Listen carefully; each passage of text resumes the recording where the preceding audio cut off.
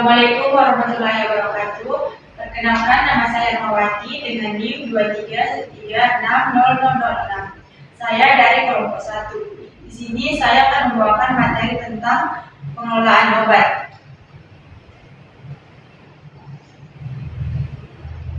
Pengelolaan obat merupakan salah satu segi manajemen rumah sakit yang sangat penting dalam bidang pelayanan kesehatan secara keseluruhan, karena ketidakefisienan dan ketidaklancaran pengelolaan obat akan memberi dampak negatif terhadap rumah sakit.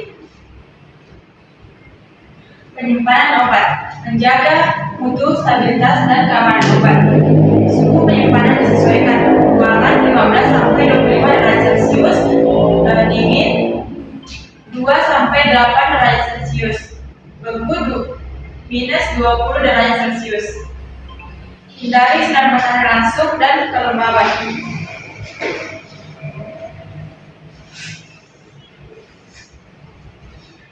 Jenis ruang penyimpanan: ruang pendinginan, gudang obat umum, ruang obat kadaluarsa atau rusak.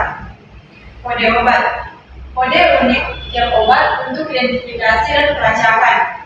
Label mencantumkan nama obat, dosis, bentuk sediaan, tanggal kadaluarsa, dan kode produksi. Pengelolaan limbah obat dan vaksin. Limbah obat kadaluarsa, rusak, atau sisa vaksin, termasuk B3, bahan berbahaya dan beracun, harus dipisahkan, ditandai, dan dimusnahkan secara aman. Cara pengelolaan sampah di postur. Yang pertama yaitu pemilihan sampah. Pemilihan sampah di postur sangat penting untuk dilakukan. Yang pertama itu sampah medis atau B3 bahan berbahaya dan beracun, yaitu jarum suntik bekas, kapas atau perban bekas, alat medis sekali pakai, sarung tangan bekas, limbah yang terkontaminasi darah atau cairan tubuh. Yang kedua, sampah non medis, yaitu sampah organik, sisa makanan atau daun. Sampah organik yaitu botol plastik, kertas, dan kardus. Yang ketiga, non infeksius, yaitu kemasan obat kosong, sarung tangan non kontaminasi. Selanjutnya, pengelolaan atau pembuangan. Sampah medis atau B3, bahan berbahaya dan beracun, tidak diboleh dibakar sembarangan, dikirim ke fasilitas pengelolaan limbah medis berizin, yaitu puskesmas induk atau pihak ketiga bersertifikat. Sampah non medis organik dapat dibuat kompos dengan komposter sederhana. Anorganik yaitu dikumpulkan dan dijual atau dikirim ke bank sampah atau daur ulang. Selanjutnya, pengumpulan dan penyimpanan sementara.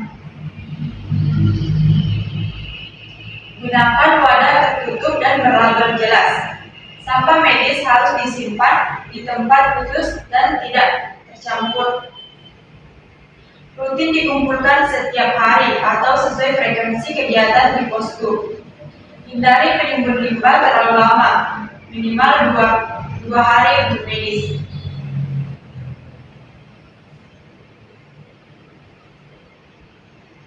Selanjutnya, pengumpulan dan penyimpanan sementara.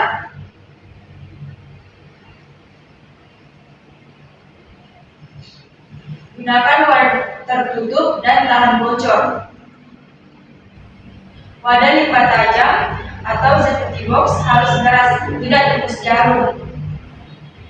Tempatkan limbah di ruang penyimpanan sementara, maksimal 2 kali 24 jam. Ruang penyimpanan harus diberi label. Selanjutnya, disinfeksi dan sterilisasi. Alat medis yang bisa digunakan ulang harus disterilisasikan menggunakan autoclave atau disinfektan. Tempat penyimpanan sampah harus dibersihkan dan disemprot disinfektan secara rutin. Selanjutnya, pelatihan dan edukasi petugas.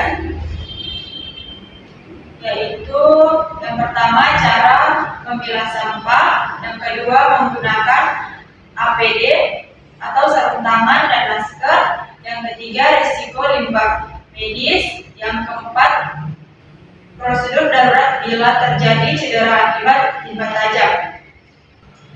Selanjutnya dokumentasi dan pelaporan. Catat jenis, jumlah, dan tanggal pengolahan limbah. Laporkan secara berkala ke Puskesmas Induk dan Dinas Kesehatan setempat. Terakhir, transportasi.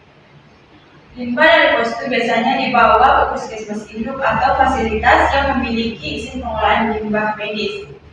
Gunakan wadah tertutup, aman, dan tidak mudah tumpah selama transportasi. Catat dalam log transportasi limbah. Kesimpulan, dalam pengolahan obat harus menjamin keamanan, mutu, dan efisiensi. Dalam penyimpanan dan pencatatan obat harus tertib, serta limbah obat dan vaksin wajib ditangani sesuai ketentuan. Baik, sekian materi dari saya. Kurang dan lebihnya mohon dimaafkan. Billahi fisabilillah. Assalamualaikum warahmatullahi wabarakatuh.